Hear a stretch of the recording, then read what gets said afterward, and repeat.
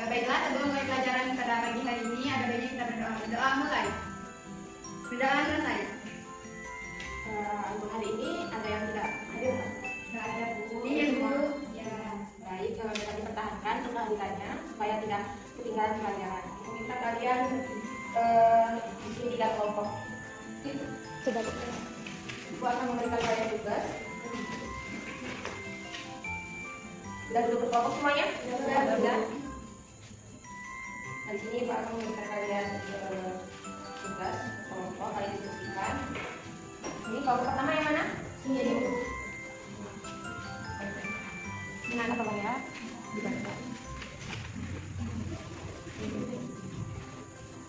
Ibu meminta kalian untuk berdiskusi. Setelah itu perwakilan dari kelompok untuk mendiskusikannya di depan. Oke, untuk kelompok 1 sudah ya? Sudah Bu. Oke. Coba lihat mejanya itu. Oke, jadi di sini kelompok 1 akan mempresentasikan mengenai penyakit lordosis. Jadi pengertian dari penyakit lordosis adalah penyakit kelainan tulang belakang yang menyebabkan bagian bawahnya atau lumbar ini melengkung ke dalam secara berlebihan. Atau kondisi ini juga bisa disebut dengan istilah sway back. Kemudian penyebab dari lordosis ini yaitu cedera akibat olahraga atau gangguan neuromuskuler dan juga osteoporosis, kemudian spondylolistesis atau bergesernya tulang belakang. Kemudian penyebab selanjutnya itu kondroplasia. Nah, untuk pengobatan dari lordosis ini yaitu dengan mengkonsumsi obat-obatan, kemudian fisioterapi, program diet, dan juga operasi. Terima kasih. Untuk kelompok 2, silakan maju.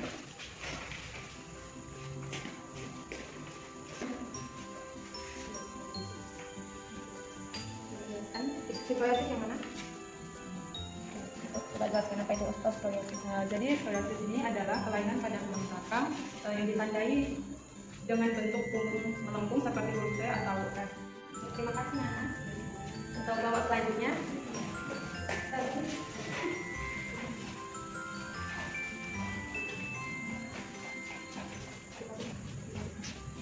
Baiklah, kami dari kelompok 3 akan membahas tentang kifosis.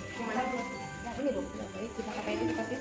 Jadi kifosis itu adalah kelainan pada tulang belakang yang membuat Bagian atas, yang membuat punggung bagian atasnya ini itu memulat atau membengkok sehingga jadi tidak normal.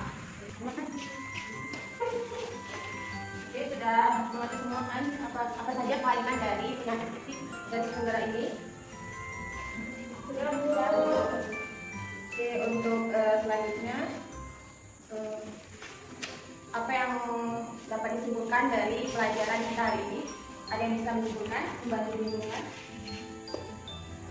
Silakan. Ini disimpulkan di sini ada penyebab skoliosis. Yang pertama ada bantalan dari sisi tulang belakang yang mulai akibat usia, kemudian ada bawaan lahir, dan ada gangguan saraf dan otot. Ada yang bisa menambahkan lagi? Nah, jadi kelainan dan cedera pada manusia ini merupakan disebabkan oleh gaya hidup tadi yang tidak teratur, dan juga yang saya kalau sudah mengalami kalau menjaga kesehatan tulang ini kita harus banyak mengkonsumsi makanan yang mengandung vitamin D dan kalsium. Nah, pada minggu sebelumnya kita telah membahas tentang mitosis dan meiosis. Nah, pada pertemuan ini kita akan melanjutkan pembahasan tersebut. Tapi sebelum itu mau kita flashback ke 1 tahun lalu. Di saat kita masih kelas 11. Nah, saat kelas 11 kita ada mempelajari tentang materi sistem reproduksi kemanusiaan. Ya. Nah, pada sistem reproduksi manusia ada yang namanya sel sperma dan sel ovum. Nah, pernah nggak kalian mikir gimana sih proses terbentuknya sel sperma sama sel ovum itu? Nah, pernah. Oke, kalau pernah jawabannya mungkin saya simpan dulu. Dan itu berkaitan dengan pembahasan kita hari ini. Ada yang tahu apa pembahasan kita hari ini? Ya, siapa? Sebut ya, Feli. Tentang meiosis dan mitosis. Oke, benar sekali. Kita masuk arus. Jadi pembahasan kita hari ini adalah tentang gametogenesis. Tepatnya gametogenesis pada manusia. Adapun tujuan pembelajaran kita hari ini yang pertama itu adalah memahami tentang pengertian gametogenesis pada manusia. Kemudian memahami perbedaan antara gametogenesis manusia yang terjadi pada wanita dan yang terjadi pada pria. Kemudian juga tujuannya itu kita dapat membedakan proses dari gametogenesis pada wanita dan gametogenesis pada pria. Oke, jadi di sini sudah ada media. Nah, ini ada dua warna. Yang ini yang hitam itu gambaran untuk spermatogenesis, yang hitam spermatogenesis, dan yang pink itu oogenesis. Kita akan lanjutkan ke game. Di sini ibu sudah ada siapin 5 buah bola. 5 buah bola. Cara mainnya nanti kalian nih dijalankan dengan memutar. Nah, kalian harus menyanyikan lagu berlagu sampai kata dar. Siapa yang mau kena dar, dia boleh membuka kata sembilan bunyi dan melihat apa perintah yang ada di dalam kertas ini. Mengerti? Oke, kita mulai. Jadi di sini ada 5 bola. Kalian mau pilih warna apa? Pilih warna kuning. Kuning. Ya, silakan mulai mainnya. Ini aja. 1, 2, 3.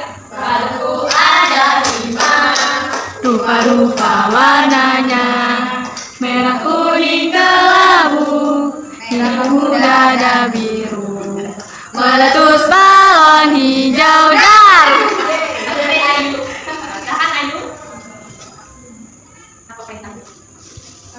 Jawab pertanyaan nomor 1 dan 6. Oke, pertanyaan nomor 1 dan pertanyaan nomor 6. Nah, ini ada nomor 1 ya tadi ya. Ini nomor 1 diambil terus nomor 6. Silakan Ayu dibuka apa isi dari nomor 1 dan nomor 6. Dan silakan dijawab. Kalau Ayu nggak bisa jawab, kelompok Ayu poinnya minus. Kalau benar di poinnya. Oke, silakan. Untuk pertanyaan nomor 1 itu berapa jumlah kromosom pada spermatogonium? Jumlah kromosom di spermatogonium itu 46, terdiri dari 22 pasang kromosom tubuh dan sepasang kromosom kelamin. Benar ya? Benar. Oke, ya. Oke, satu pertanyaan lagi ya, dok. Satu pertanyaan, pokoknya kasih dulu lah ya. Kalau pertanyaan kasih tambahan poinnya dulu. Jadi 20. Untuk pertanyaan yang nomor 6 itu berapa jumlah kromosom pada oogonium? Jawabannya siapa Ibu? Pada manusia itu kromosom di dalam oogonium itu sama seperti pada spermatogonium, yaitu 46 buah terdiri dari 22 pasang kromosom tubuh dan sepasang kromosom. Ya, benar. Jadi tadi adalah kromosom pada manusia ya, yaitu 46 kromosom. Nah, jadi Ayu udah benar jawabnya, jadi kelompok Ayu dapat tambah poin 20. Jadi pemenangnya adalah kelompok 1 dan kelompok 3. Oke, kelompok 1 dan 3 ada tambahan poin dari Ibu, dan untuk kelompok 2 lebih semangat lagi ya untuk permainan selanjutnya. Iya Bu. Dan untuk kelompok 2 sendiri juga dapat poin dari Ibu sebanyak 10 karena kalian sudah mengikuti permainan dengan baik. Ibu baik hati. Oke, jadi sampai sini ada yang bisa menyimpulkan pembelajaran kita hari ini? Ayo Bu. Ya, silakan. Jadi kesimpulannya, gametogenesis itu proses pembentukan sel kelamin melalui tahap mitosis dan meiosis. Terus kalau spermatogenesis itu proses pembentukan sel kelamin jantan yang terjadi di dalam testis. Jadi spermatogenesis itu tuh terjadi pada laki-laki Bu, sedangkan kalau proses oogenesis itu terjadi pada perempuan. Ya, benar sekali. Terima kasih. Oke, pada pagi hari ini kita akan membahas materi tentang bakteri. Yang mana tujuan pembelajarannya yaitu melalui studi literatur siswa dapat mengetahui tentang struktur tubuh bakteri, reproduksi, dan peran bakteri dalam kehidupan. Tujuan yang kedua, melalui diskusi kelompok siswa dapat menjelaskan letak struktur tubuh bakteri serta fungsinya. Yang ketiga, melalui pembelajaran di kelas siswa dapat menguraikan peran dalam kehidupan. Nah, sebelum kita masuk dalam materi, Ibu mau kalian pilih dulu nomor yang sudah Ibu siapin. Ayo, apa Bu? Itu ada apa ya? Sesuatu ya.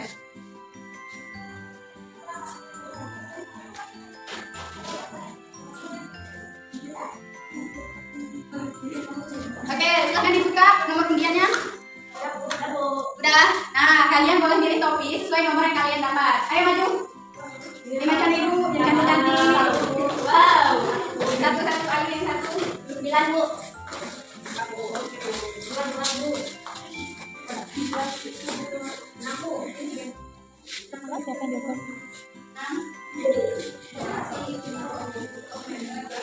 Sama-sama.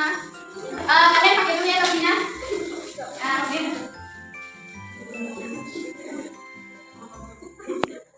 Udah dipakai anak-anak? Nah, jadi materi kita adalah tentang bakteri. Bakteri itu merupakan organisme yang berukuran kecil. Jadi sangat kecil. Kalau nggak pakai mikroskop, kita tuh nggak bisa melihatnya. Nah, kemudian setelah kita mengetahui pengertian bakteri, kita masuk ke bentuk bakteri. Bentuk bakteri itu kan ada 3. Yang pertama itu ada basil. Terus ada apa lagi? Ada spiral. Ya, spirilum. Yang ketiga roti kukus, depannya K apa? Kokus. Ya. kemudian struktur dari tubuh bakteri itu ada dua, ada struktur dalam dan ada struktur luar. Ini struktur dalam itu yang ada di dalam tubuh bakteri. Struktur luar yang ada di luarnya seperti ini. Nih. Nah, nomor 1 itu menunjukkan apa? Yang kedua? Nih, yang kapsul ya. Yang membran sel yang ketiga. Flagel itu apa yo? Yang panjang jauh. Ya, kayak ekor kan? Nah, kalau pilih nih kayak apa? Ya, betul. Kemudian struktur dalam ada sitoplasma. Nih. Ya. Terus ada nukleus yang ke-7. Ya, ini. Itu enggak nampak. Kemudian yang ke-9. Ya, yang terakhir Ada plasmid. ya, benar. Ibu mau minta kalian, bentar, lupa. Kalian silakan duduk berkelompok ya, sesuai tiga orang, satu kelompok 3 orang ya. Tiga Bu, oke pas 3. Salah. Nah, itu kan ibu ada bagi kalian gambar sama struktur bakteri itu kan sama kayak yang media itu bikin. Nah, nanti kalian isi untuk yang nomor-nomor itu isinya sitoplasma atau kapsul atau dinding sel. Nah, kemudian isinya apa? Ibu bagi waktu 5 menit ya. Oke, Bu. Sudah ada yang sulit nggak? Nggak ya? Yang kelompok 3 sudah selesai ya? Oh, sudah. Oke, Ibu minta perwakilan dong maju ke depan.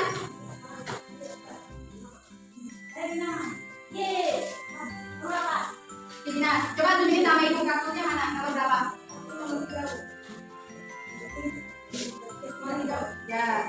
Terus kalau pilih yang nomor berapa, Dina? Pilih yang ini, Bu. Nomor 5. Nah, fungsi dari pilih apa, Dina? Pilih itu membantu bakteri menempel. Ya. Beri aplaus kepada Dina. Ada yang bisa bantu menyimpulkan nggak dari yang pelajaran kita hari ini apa aja? Ya, Pak Dangun?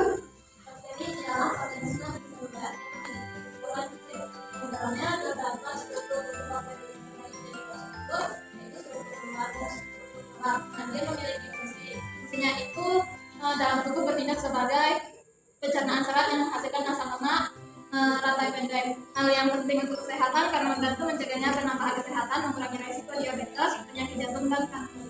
Ya, terima kasih Anggun. Kemudian ada yang mau nambahin lagi nggak? Saya, Bu. Ya. Jadi fungsi bakteri itu ada yang merugikan dan ada yang menguntungkan. Kalau misalnya menguntungkan itu seperti yang Ibu jelaskan tadi, bakteri untuk dalam pembuatan Yakult, yogurt. Kemudian kalau yang merugikan itu ada Vibrio yang terdapat pada ikan laut tadi. Ya. Kesimpulan kalian serta jawaban kalian sudah luar biasa. Kalian menjalankan perintah ibu yang ibu suruh baca materi kemarin ya. Kemudian untuk tugas minggu depan, kalian silakan baca materi tentang protista. Itu kalian baca materinya. Kemudian juga kalian jangan lupa mengerjakan soal latihan halaman 161. Nanti dikumpulkan di ruang guru ya. Ibu kasih waktu 2 jam kerjanya. Ya, terima kasih atas waktunya hari ini dan kesempatan hari ini. Ibu minta maaf kalau selama mengajar ibu ada salah kata. Ibu akhiri, wassalamualaikum warahmatullahi wabarakatuh. Waalaikumsalam warahmatullahi wabarakatuh.